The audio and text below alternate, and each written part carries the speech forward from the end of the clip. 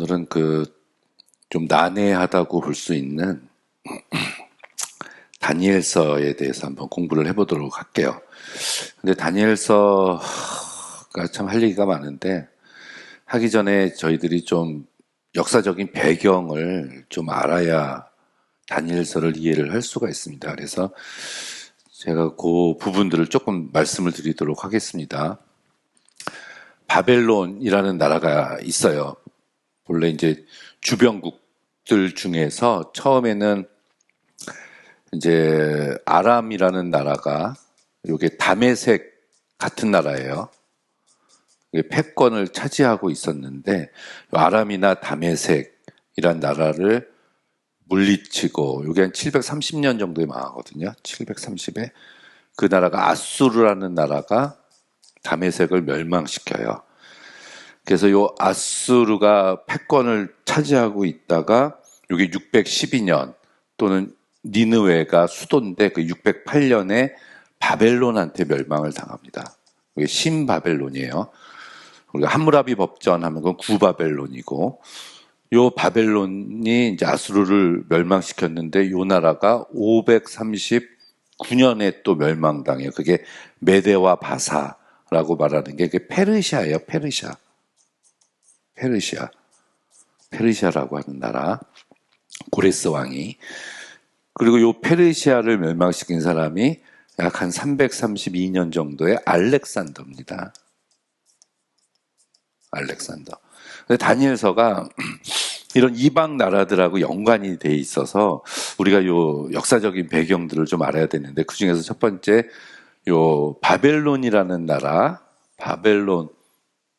바벨론이라는 나라를 보면은 나보폴라살이라는 왕이 이제 등장을 해서 신바벨론 제국을 건설을 합니다. 나보폴라살. 이 사람이 아수르를 멸망시켰어요. 이 아수르가 굉장히 이제 잔인한 민족이라고 얘기를 해요. 아수르가 북이스라엘을 722년에 멸망을 시켰는데 그 아수르를 멸망시키고 또 이제 요 시대 때쯤에 그 이집트하고 이제 전쟁을 하려고 하는 사이에 요시야 왕이 죽어요. 그 무기또에서. 이게 640에서 609년 한 요시야 왕, 굉장히 중요하죠. 나보폴라살 뒤를 이어서 왕이 된 사람이 이제 느부갓네살. 우리 성경에도 느부갓네살 많이 나옵니다. 다니엘서도 나오고. 이 갈그미시 전투는 요 바벨론하고 바벨론과 이집트 사이의 전쟁이다라고 보시면 돼요. 여기서 이제 바벨론이 승리를 해서 이제 온전히 애굽까지 영향력을 끼친 세계사에서 아주 유명한 전투입니다. 갈그미시 전투. 그리고 나서 느부갓네살이 남유다를 멸망시키잖아요. 우리 성경에 나오듯이. 그래서 이제 606년에 1차, 2차, 3차로 남유다를 쳐들어와서 1차가 606년에 이제 요때 다니엘이 잡혀갔다 이렇게 보고 2차로 여호야긴하고 에스겔. 요시야 왕이 죽고 나서 그의 세 아들이 왕이 돼요. 요시야 왕. 죽고 나서 처음에는 엘리야김이 왕이 됐는데 3개월 만에 폐위당하고 두 번째 아들 여호야김이 왕이 됩니다. 그래서 한 11년 정도 여호야김이 이제 있다가 여호야김이 바벨론에 붙었다가 애굽에 붙었다가 왔다 갔다 해요. 그러다가 최종적으로 애굽에 붙으니까 또 쳐들어온 거예요. 느부갓네살이. 그래서 그때 죽고 그 아들인 여호야긴이 왕이 돼요. 여호야긴. 근데 왕이 되자마자 3개월 만에 예루살렘 성이 멸망당해서 포로로 요때 여호야긴이 잡혀갑니다. 그때 에스겔도 같이 잡혀갔다 이렇게 보고요. 그러고 나서 시드기야 마지막 세 번째 아들은 시드기야를 왕으로 느부갓네살이 세우고 가요. 그랬더니 시드기야도 바벨론 섬겼다가 애굽 섬겼다가 왔다 갔다 하니까 또 느부갓네살이 587년 6년에 쳐들어와서 시드기야 왕을 포로로 잡아간 이런 느부갓네살 왕이 있습니다. 그러니까 이때 다니엘은 바벨론으로 이제 갔죠. 새 친구하고. 그 뒤에 이제 에월무로닥이라는 왕이 돼요. 이제 포로로 잡아간 여호야긴을 석방시켜서 그 식탁 위에서 왕과 같이 밥을 먹었다. 이러면서 열왕기 하가 끝납니다. 23장이. 그 뒤에 나보니두스가 이제 그 뭐 중간 한 번 넘어서 이제 왕이 됐는데 요 아들이 벨사살이에요. 그래서 같이 섭정했어요. 섭정. 그래서 우리가 메네 데겔 우바르신 요거 다니엘서에 나오는 거를 해석해 준 게 오늘 밤에 당신이 죽는다라는 다니엘이 얘기하잖아요. 다니엘서 5장에. 그때 아버지는 저쪽 전쟁터에 가 있었는데 그때 요 페르시아가 쳐들어왔는데 그때 벨사살이 그 잔치를 베풀고 있었다는 얘기거든요. 바로 앞에까지 왔는데도 몰랐다는 게 말이 안 되는데 아무튼 그래서 이제 벨사살이 죽고 나보니두스는 이제 저쪽 가서 전쟁하고 있었는데 나라가 망했다 그러니까 뭐 이제 세된 거죠. 한마디로. 그래서 세계 역사서에는 바벨론의 마지막 왕을 벨사살이라고 얘기하지 않고 나보니두스라고 이렇게 표시를 합니다. 이게 이제 간략하게 살펴본 바벨론의 이제 역사가 요렇다. 이걸 우리가 조금 알아야 됩니다. 그리고 그 뒤를 이어서 이제 페르시아를 볼까요? 바벨론을 멸망시키고 이제 고레스가 이제 왕이 됐는데 이제 메대와 바사 두 나라예요. 그래서 메대가 장인 나라였는데 나중에 고레스가 바사 왕이었는데 메대랑 이제 뭐 합병했다고 보면 됩니다. 그래서 페르시아. 이게 539년에 이제 바벨론을 멸망시키고 나서 1년 뒤에 539년에 고레스 왕이 칙령을 베풀어서 바벨론 시대 때 포로로 잡혀왔던 사람들은 돌아가도 좋다. 지원도 해주겠다. 그래서 이스라엘 백성들이 이제 귀환을 하게 된 거죠. 1차로 귀환한 게 이제 수르바벨 예수와 해서 가나안 땅으로 돌아오고요. 그 뒤에 그의 아들이었던 다리오 1세가 왕이 됐고, 여기 캄비세스라고 중간에 있는데 이제 그런 건 좀 넘어가고요. 다리오 1세가 됐을 때 성전 재건을 이렇게 또 성전을 짓다가 중단됐었는데 재건을 허락해주고, 그게 에스라서에 잘 나옵니다.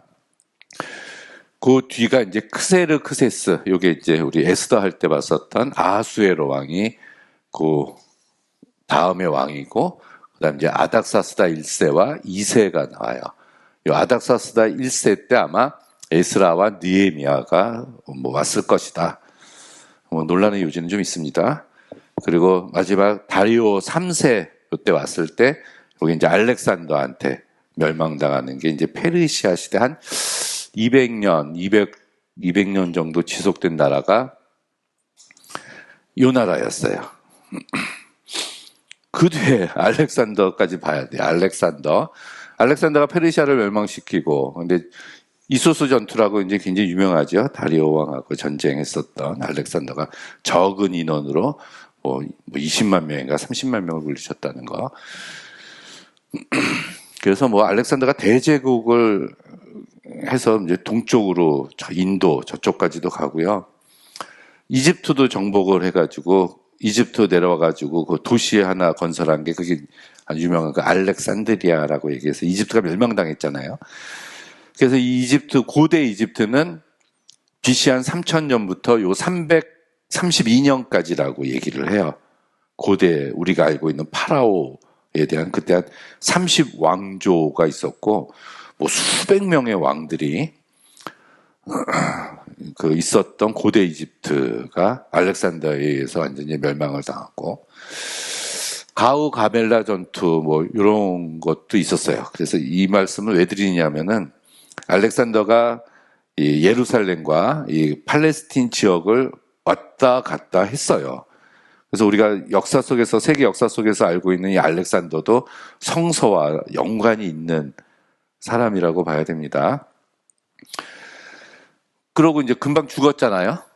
금방 죽고 나서 그 제국이 4개로 크게 갈라집니다. 그래서 프톨레미, 셀류커스, 카산드로스, 리시마코스 이렇게 해서 인도 쪽, 유럽 쪽, 소아시아 쪽, 그리고 스페인 쪽 이렇게 그 4명의 부하들에 의해서 대제국이 갈라지게 되는데, 이 가나안 이스라엘 민족하고 관련이 있는 것은 프톨레미 왕조와 셀류커스 왕조예요.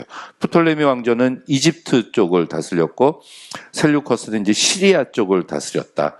처음에는 사이좋게 지냈어도 뭐 시간이 지나면 서로 싸웠겠죠. 그래서 뭐 거의 16차에 이르는 이제 전쟁들이 계속해서 이들이 나옵니다.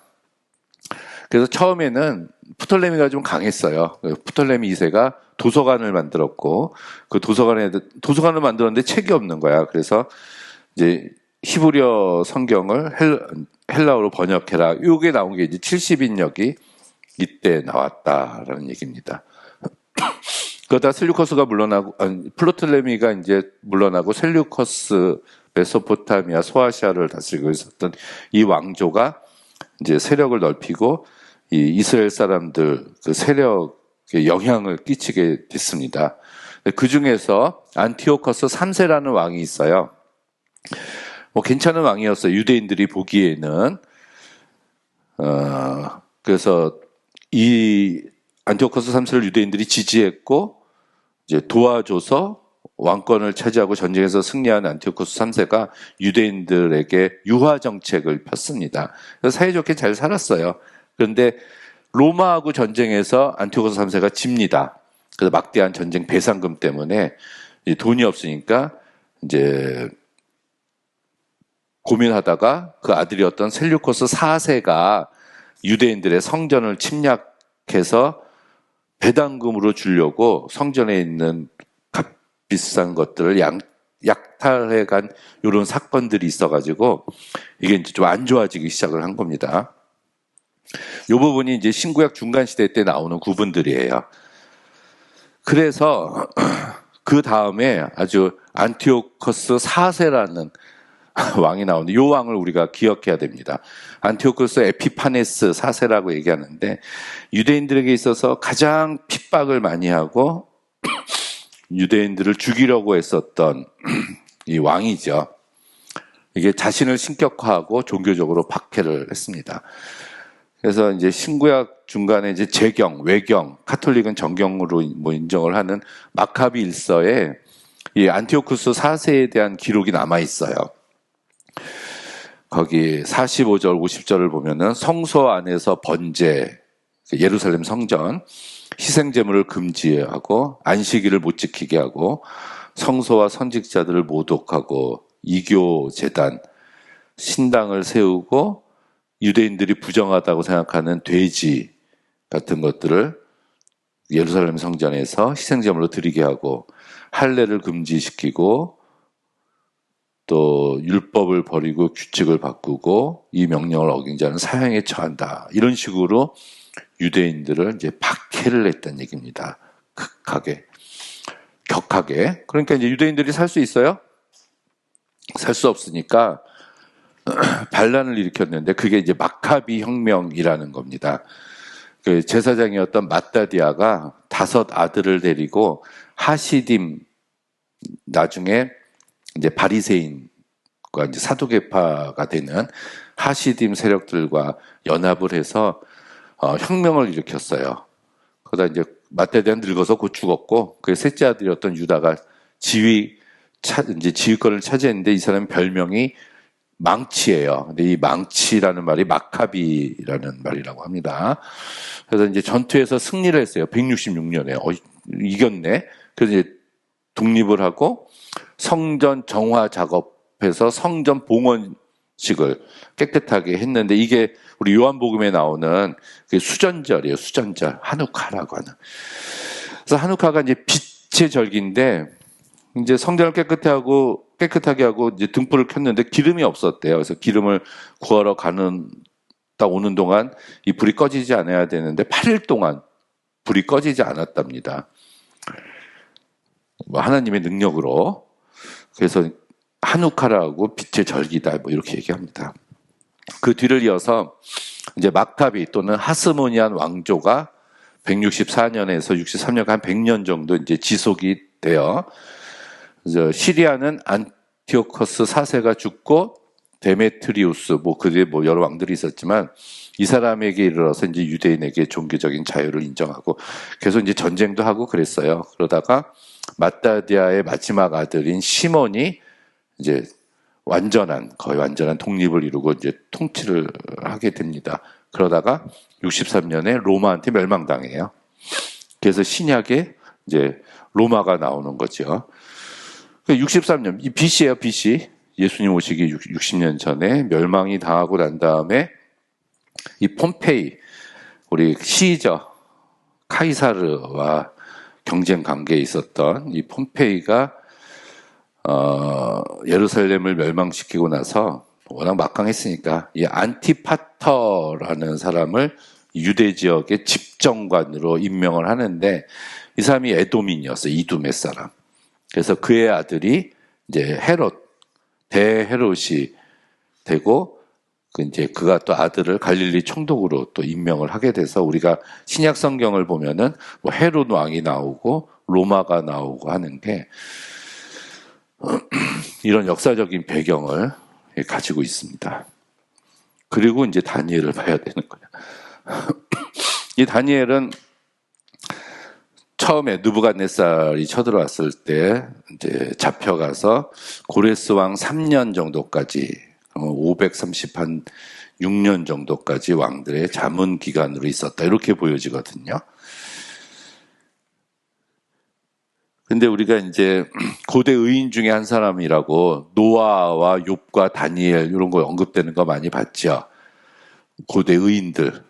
근데 그 다니엘이 이 다니엘은 아닙니다. 우리가 헷갈릴 것 같아서 제가 말씀드리는데 항상 고대 의인으로 나오는 노아와 욥과 다니엘 할 때 그 다니엘은 여기 다니엘이 아니라 아주 고대에 어떤 다넬이라는 사람이 있었다라고 요 희년서, 이 희년서도 외경인데 4장 20절에 다넬이 에녹의 사촌이고 장인이요, 곧 노아의 고조부로 등장하는 사람을 소개를 해요. 그래서 이 사람이 고대 의인이지 요 다니엘이 아니다. 이게 묵시문학에서 나오는 양식이에요. 헷갈리지 마시라고 제가 친절하게 한번 설명드렸고 그래서 이 다니엘의 기록 목적은 여러 시대에 걸쳐서 종교적 고난이 있을 때마다 역사를 의롭게 주관하시는 하나님으로 말미암아 신앙을 지켜갈 것을 묵시적으로 교훈한 책이다. 지금 뭐 포로로 잡혀가는 느부갓네살 왕에서부터 이제 그 뒤에 묵시로 이제 환상 가운데 예언을 했었던 그 뒤에 나오는 왕들, 특히 안티오코스 4세 유대인을 핍박하는 그런 상황 가운데 믿음을 잃지 말아라. 이게 이제 기록 목적이라는 얘기입니다. 특히 안티오코스 4세인 셀류코스 왕조의 그 억압 정책으로 이제 멸망 위기에 있었던 이스라엘 신앙에 불을 붙이고 막 박해를 당하는 한이 있더라도 결코 신앙을 포기하지 말라고 유대인들을 독려하기 위해서 기록한 것이 이 다니엘서다. 이거는 나중에 한 번 더 얘기를 해야 될 것 같은데 두 부분으로 나눠요. 다니엘서는 1장에서 6장까지 나누고 7장에서 12장. 그래서 1장에서 6장은 다니엘과 세 친구들에 대한 다니엘의 전기고요. 7장부터는 그 묵시예요. 예언을 한 건데, 근데 이제 이게 이방 왕들, 고레스나 다른 이방 왕들을 앞에서는 뭐 부정적으로 묘사하지 않는데 뒷부분에서는 이제 괴물로 표현을 하고 있다는 거. 그리고 이제 또 중요한 것 중에 하나가 이게 아람어예요, 아람어. 다니엘서 2장 4절 후반부에서 7장까지가 후기 아람어로 쓰여져 있거든요. 히브리어가 아니라. 본래는 다 히브리어로 적어놨는데 아람어로 썼어요. 근데 아람어가 주전 2세기경에 사용된 언어예요. BC 2세기. 근데 다니엘이 포로로 잡혀간 게 그 느부갓네살 왕한테 605년에 포로로 잡혀갔다 그랬잖아요. 이건 2세기가 아니잖아요. 이거는 7세기거든요. 7세기. BC 7세기. 근데 BC 2세기 때 사용된 언어로 쓰여져 있다는 거. 이것은 이제 다니엘서의 저작 시기가 특히 이 부분은 확실하게 뒤에 기록된 것이다. 이런 거고요. 나머지 부분은 후기 히브리어로 기록되어 있다. 그래서 사실은 구약 성서 중에서 제일 마지막에 쓰여진 책들을 학자들이 다니엘서다 이렇게 얘기를 해요. 다니엘서라고. 그 부분은 요거 하면서 한번 해보도록 합시다. 두 부분으로 나눠요. 다니엘서는 1장에서 6장, 7장에서 12장. 근데 여러분들이 알고 있는 다니엘서의 내용은 6장까지고 7장에서 12장은 모르실 거야. 읽어도 무슨 말인지 모르고 안 읽으신 게 대부분입니다. 앞에서는 6개의 어떤 독립된 설화, 다니엘과 세 친구 먹지 않아도 이제 뭐 얼굴이 뭐 마르지 않고 사자굴에 들어가도 살고 불 속에 들어가도 살고 요런 그런 이야기들. 이거는 박해, 배교하라는 박해가 있을지라도 믿음을 지켰을 때 승리하게 된다라는 메시지입니다. 그리고 역사적인 사건을 다뤄서 명확하고 단순하다. 또 3인칭 시점이에요. 다니엘 이름을 부르잖아요. 그리고 이방왕이 꿈을 꾸고 다니엘이 해석해 주는 거.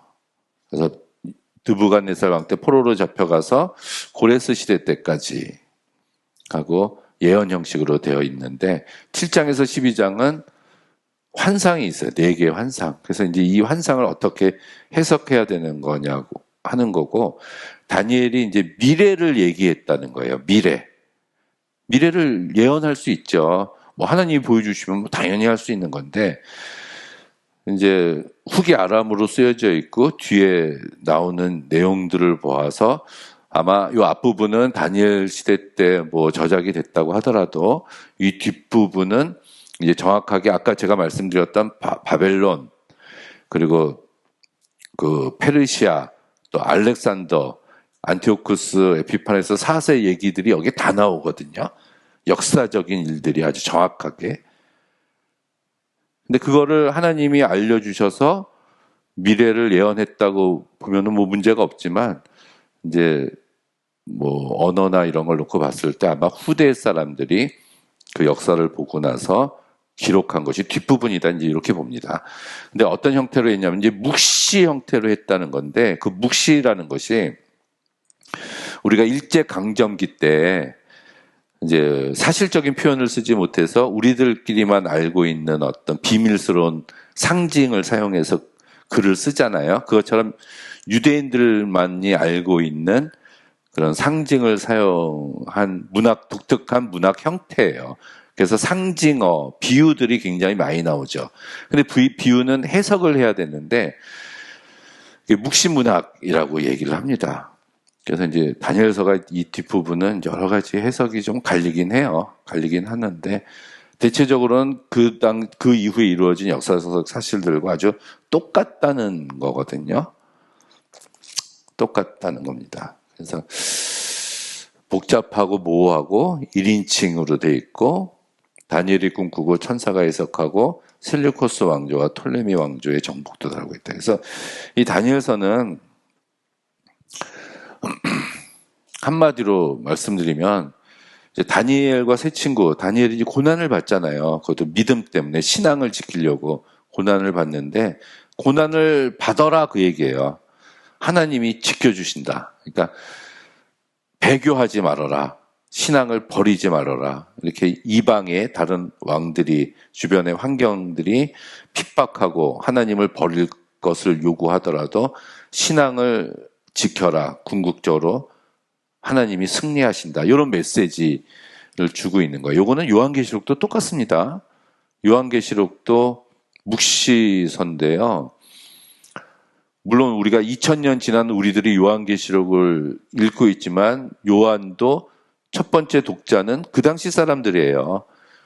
그래서 요한계시록도 교차되거든요. 현실을 얘기하고 미래 예언을 하고 현실 미래인데 한마디로 말해서 미래에 뭐 천년왕국이 일어나고 뭐 하늘의 천사 뭐 예수가 강림하셔가지고 뭐 다 저걸 싹 쓸어버릴 것이다라는 미래 얘기보다도 계시록도 지금 배교하지 말라는 얘기예요.